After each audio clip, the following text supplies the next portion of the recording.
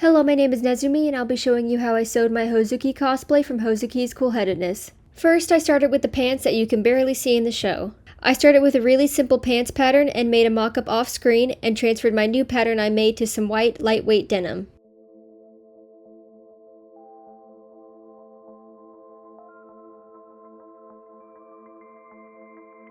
Then I could pin everything together and sew the pattern pieces together following the instructions.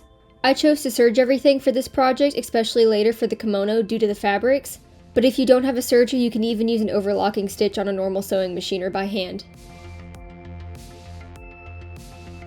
And then I added an elastic waistband.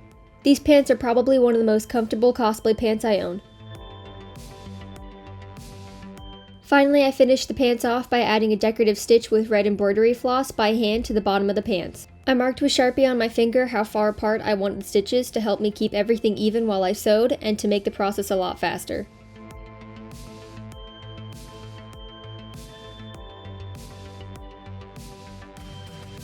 And here's how the pants turned out. They were super comfortable, but unfortunately completely covered by the kimono.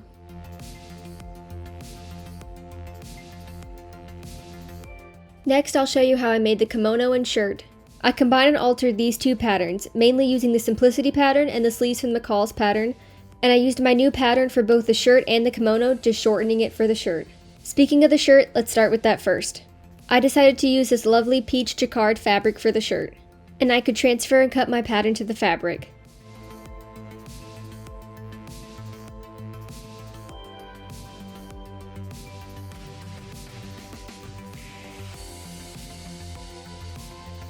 And then I sewed everything together. I'm going over the shirt really fast because it's almost completely covered once I wear the kimono, and the process is almost the exact same as how I made the kimono.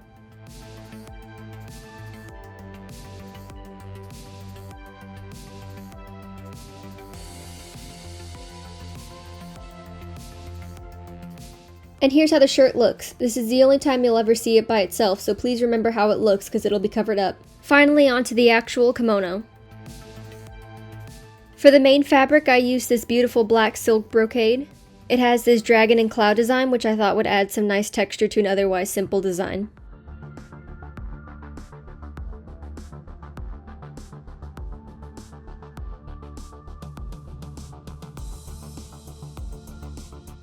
And for the red trim, I used Hozuki Cosplay fabrics. I fuzzy cut my trim so it only had swirls on it, since this fabric had some more European looking griffins on it, and I wanted to avoid it for this particular cosplay. And I ironed everything after I cut the patterns out, especially this black fabric since it wanted to curl a lot. Then I could serge everything together, starting with the shoulder seams, then I could add the sleeves.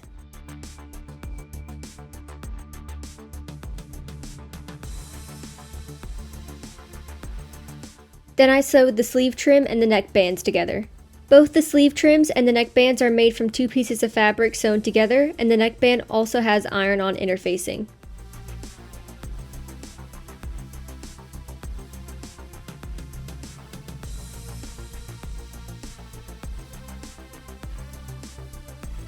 Then I could fold over my trims and iron them flat, and then I serged the trims onto the kimono.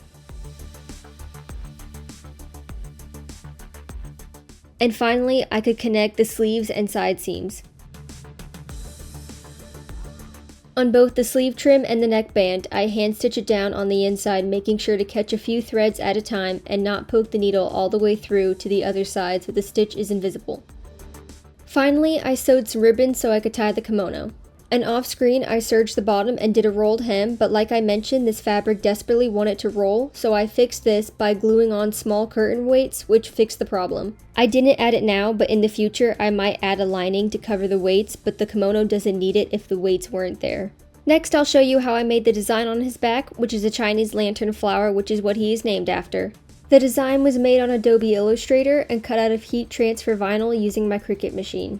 I carefully placed each layer and heated it with my iron until it was fully bonded and I could remove the plastic film.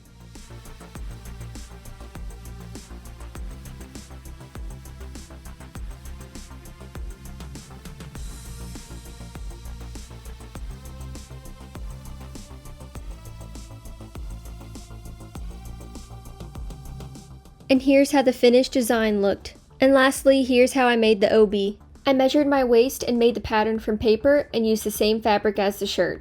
Each piece has 2 layers of fabric with iron-on interfacing and 1 layer of muslin fabric.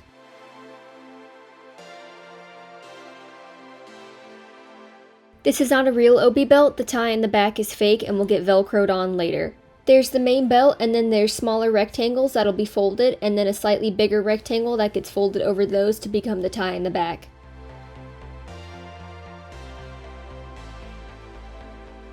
For each piece, I sewed the front and back inside out, then trim off the excess and turn it right side out and iron it flat.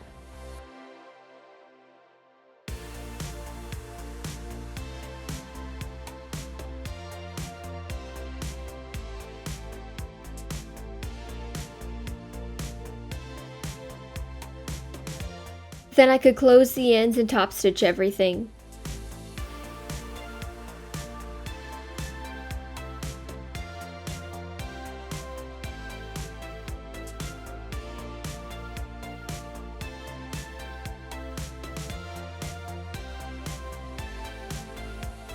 And I added Velcro to the belt.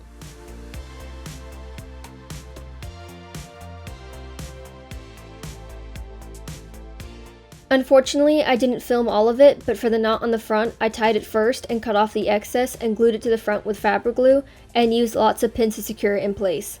I glued the knot down first and then the long sides down. For the loose ends, I soaked them in fray check.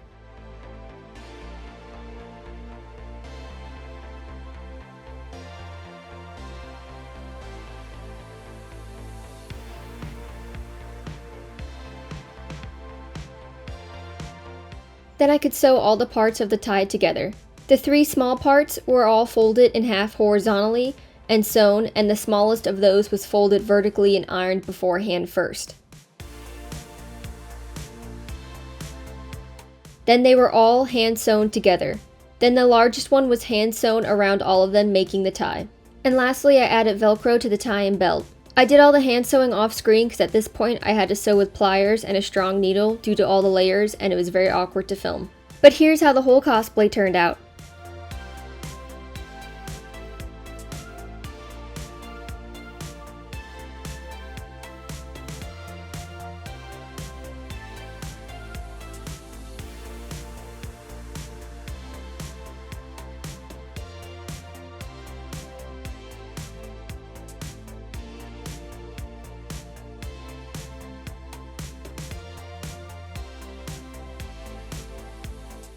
Thank you so much for watching, and please check out my other videos for how I made the rest of the costume. And please like and subscribe and follow for more.